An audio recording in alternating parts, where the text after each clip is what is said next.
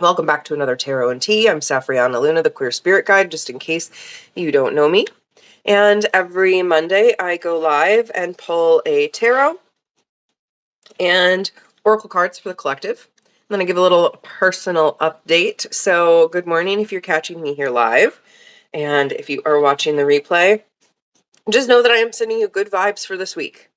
Because, oh my gosh, and I'll get into it with the tea portion of today, but this last week was energetically so odd.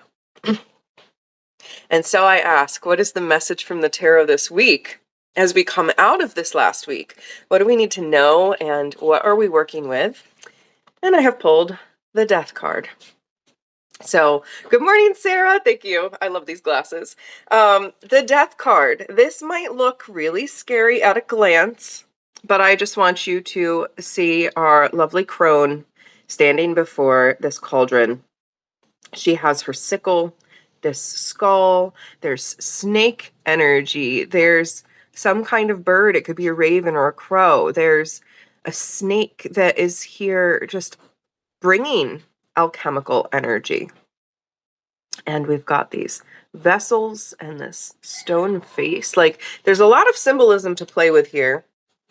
But ultimately, this card is about stepping into our new beginnings. It is about letting the old die. And I'm already like, oh, I need to message someone after this because I know someone who has been pulling the Death card on repeat. So there's something collectively here right now that is inviting us to clear away the old. And with that, to make way for something that is new. This is a precursor to transformation. This is our intense initiation of passion and purpose. And so, this is the depiction of Caradwyn at the Cailleach, which I probably butchered. I'm not very good with my Scots Gaelic. But Caradwyn is a lunar goddess. This is the depiction of Samhain. This is the gateway into death. And we've just really, in time, moved through the Beltane portal. So this is the opposite energy of that, calling us through to harvest what is actually here for us and to let that old material die. So this is ultimately, I know it's kind of an alarming card to some people, but it is a message that change is needed, that there is change afoot, ahead, and that it is necessary for the process of transformation. Again, an initiation and a transformation are indicated here. So cosmically, it certainly feels like we're all in a moment of initiation, but look into your personal life. What parts of your ego are dying away? In other words, what old belief systems or stories have you used to keep yourself stuck or limited in the past? Those are so much of what needs to die away at this point in time. So our Death card is really, it's a tender, look how she tenderly holds the skull. Her eyes seem closed like she's in reverence. This is a moment to really, really deeply honor the alchemy of being alive and the transformation that's available for you now. So I know I'm going to have some things to say about this personally when we get into the tea. But let's get into our oracle and see, as we move through this gateway of death, as we allow the old stories and the old ways to fade away, what is available to us? What gateways can we walk through? So I'm pulling from Gateway of Light Activation. So let's see. All right, that was too big of a chunk. What is the gateway that is available to us? All right, here we go. Crystal Skull Wisdom. So this is all about clarity, divine healing, and high vibrational energy. So what I'm getting is, I'm like actually getting this visual of this vibration moving out the old gunk that is here. And the whole skull lighting up. Like, that is what I'm getting here. Like this crown illumination of the vibration, the high frequency vibration, clearing away the old gunk. through this death's door. And I just see us as we receive this, like our crowns, our heads lighting up like a beacon, like this crystal skull.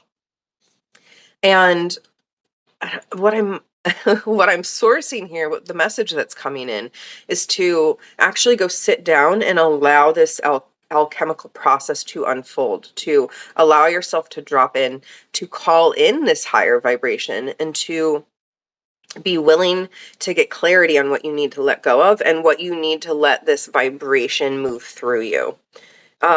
It might involve you shaking it out. It might involve you dancing. It might involve energy work, Reiki, intuitive healing, something that you're doing for yourself to let go of this energy.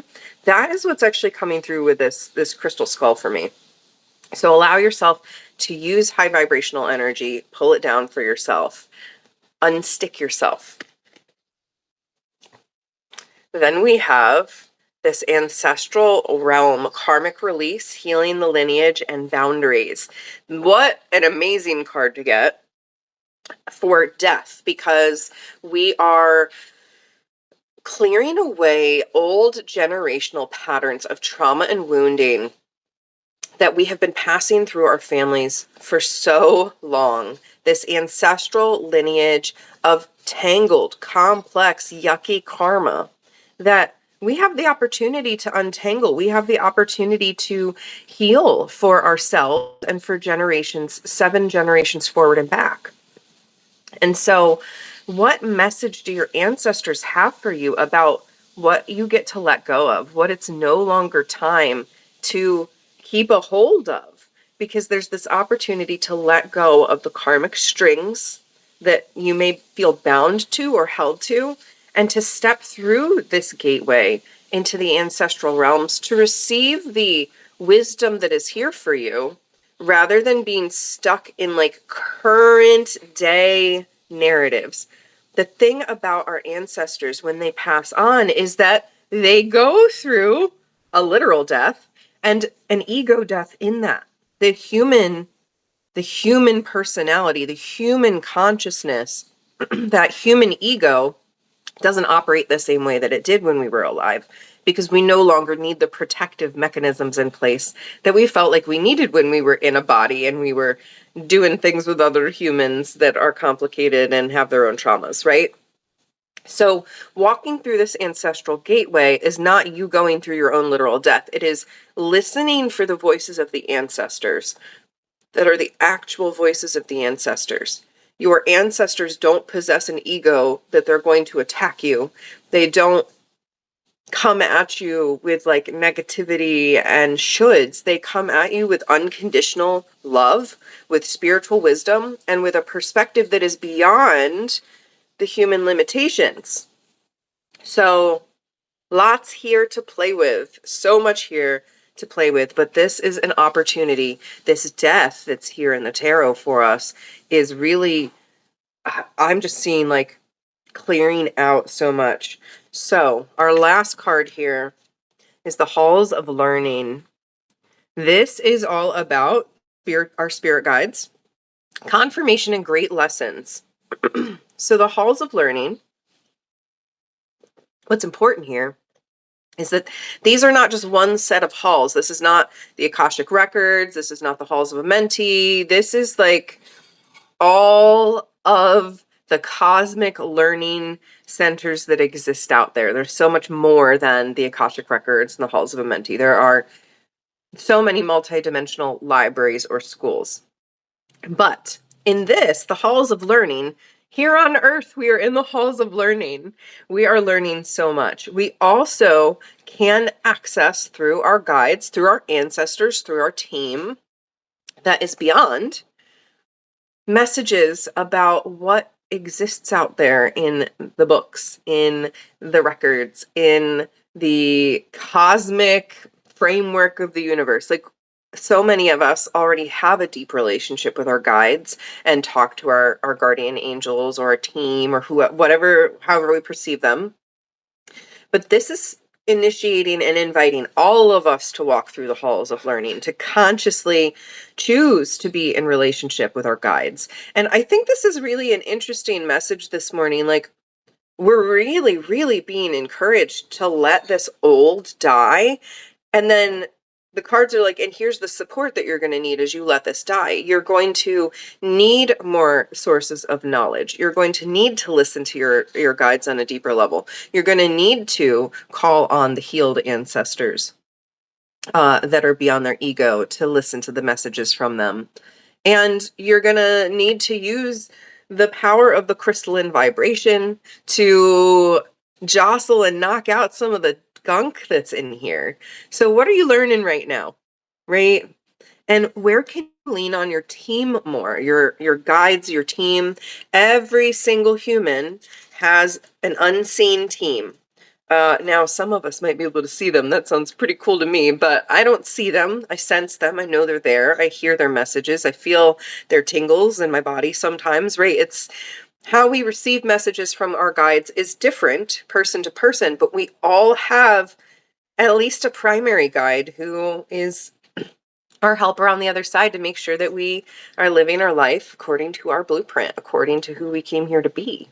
And that guardian angel or primary guide is our number one helper.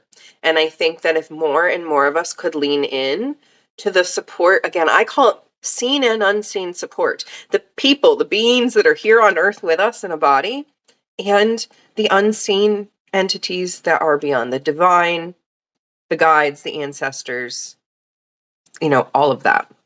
So let's recap here. Our tarot message of the week was death. And death, again, is an initiation. It is a time of moving beyond the old to make room for the new. God, am I in this right now? And as we move through this sort of ego death, this death of the old way, we have some invitations for energies to work through or with. So we have the crystal skull wisdom. And like I said, the image that came in for me here was this using the vibration to clear out the energy. For those of you who are empaths and don't know what I'm talking about when I talk about vibration and energy, what I get here is you allowing, like, imagine light pouring through all of you, like your whole body, and clearing out your empathic feelers, clearing out stuck, sticky emotions that have been tangled in there. For those energy sensitive people, you might be imagining the vibration moving through you or pulling that vibration through you in some sort of energetic healing. And it might come in light or some other form. But if you're not sure what I mean there, try light. Try imagining that you are passing light through your being and that is pushing or clearing out what is stuck or sticky. But the invitation of this card overall that I'm getting is to do what you need to do to clear out this energy from this death so that you can get the clarity that you need on your next steps. And there's a lot of healing available here in this card. So heal, play with this. Death isn't easy, right? Any kind of death is not easy, but these are the tools that are going to help. So then your ancestors are also here to help. They're here to help. They're encouraging the karmic untangling and release. But as you let that human ego stuff right here, right now go, may you listen into the call of your ancestors and the messages that they have for you with more gentleness, right? With more of an open heart to hear what they have to say, without the human ego trap of thinking we're hearing an ancestor or a guide, but it's really a bullying voice. So just a reminder, your ancestors and your guides don't bully you. If you're being bullied internally, that's probably your ego voice.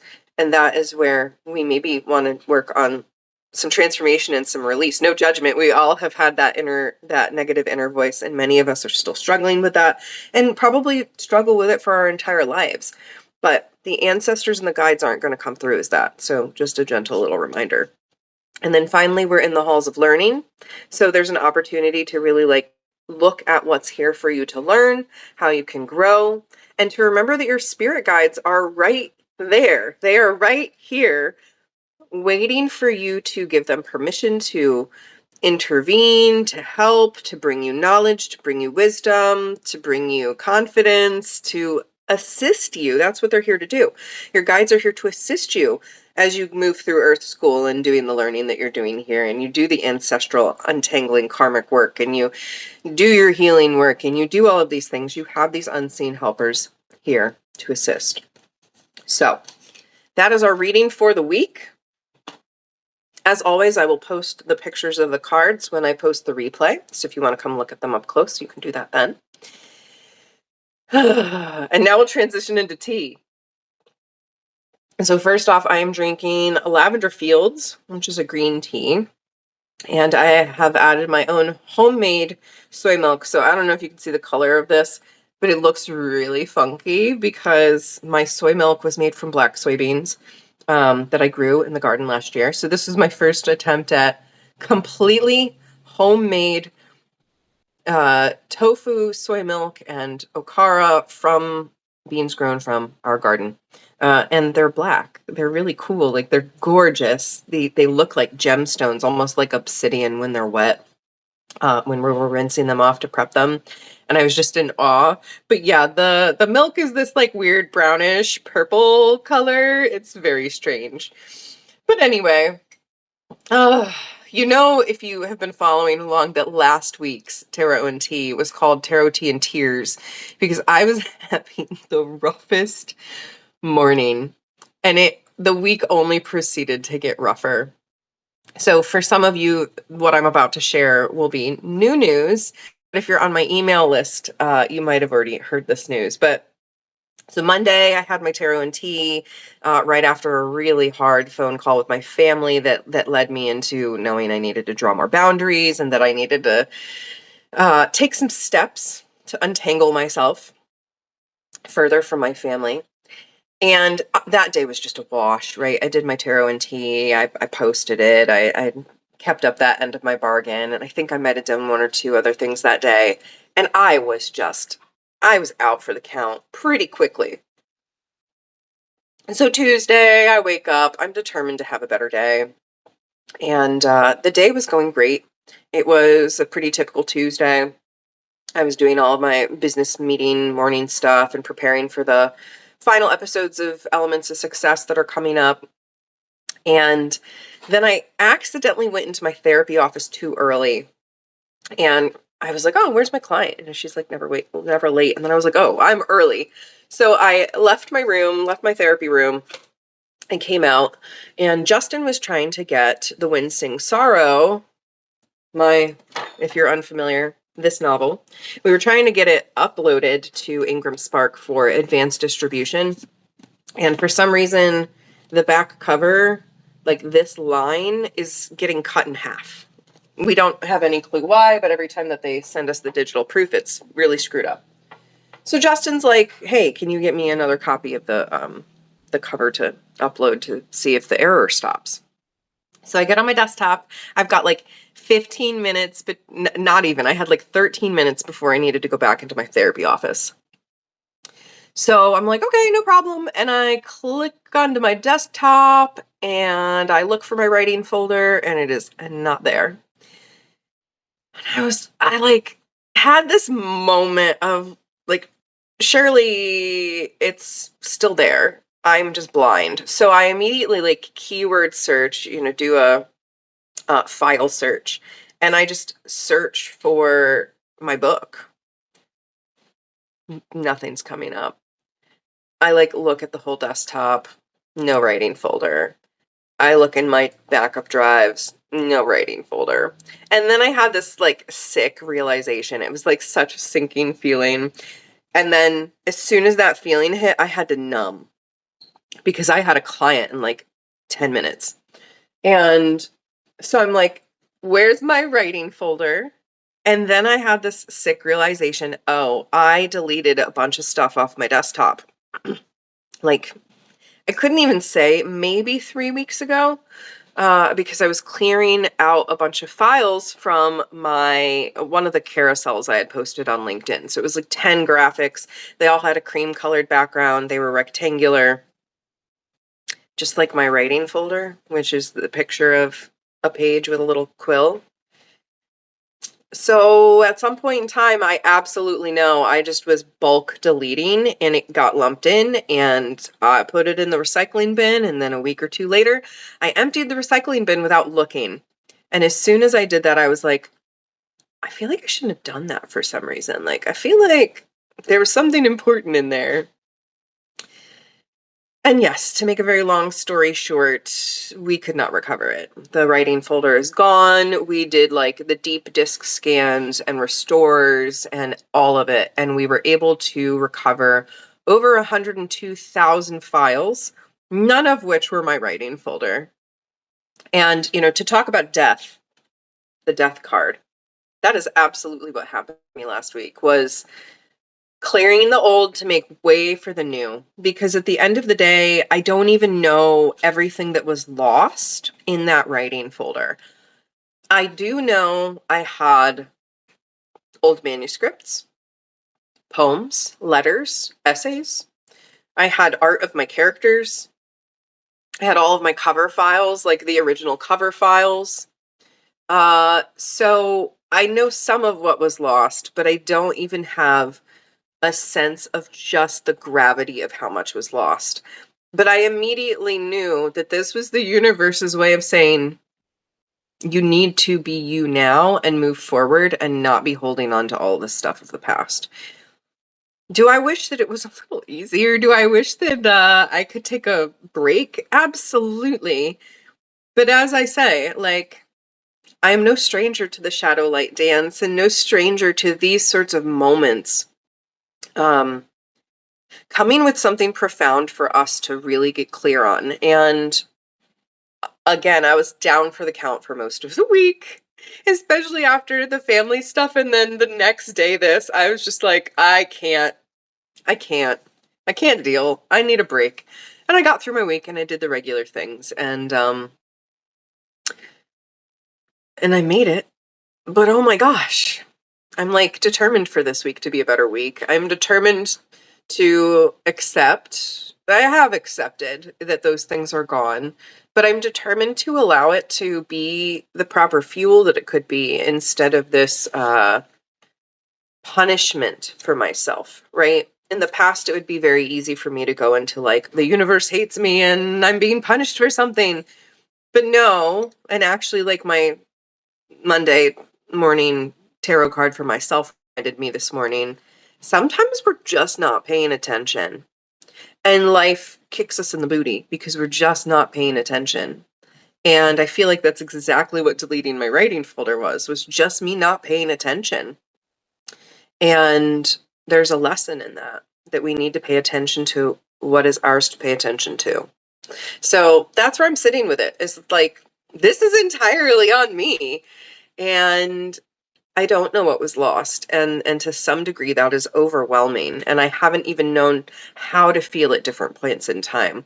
I've had a lot of conversations with myself and my loved ones where I'm like, am I spiritually bypassing? Like, I feel like I should be more of a wreck than I am. But also there is a level of acceptance. And for me, spiritual bypassing is when we bypass the emotions and we go right into acceptance. So I'm like, did I go right into acceptance? Oh my gosh. But no, I felt a lot of feelings. It was a week. I'm still feeling the residual exhaustion of it. Like I have been wrung out. Like I was a damp towel and I got wrung out. I feel like I got put through the wash. That's what I said to my friend Dr. Bird this morning. So that is the biggest like personal life update right now. In terms of how the rest of the week went, I did a lot of baking and being in the kitchen on Saturday. I made all the tofu and soy milk and that kind of stuff, and learned a lot about my black soybeans and kind of how they seem a little different than the white soybeans in terms of texture. And then I did a bio number discovery, had some people over to do that discovery, and that went well. But that always takes a lot out of me because I move so much energy. So another reason why I'm a little tired today. But otherwise, the journey continues. I'm hoping to find some time to really work on my novel again this week, because last week was just, I had every intention, I had every desire, and I just had no willingness to summon the energy to try and make it happen.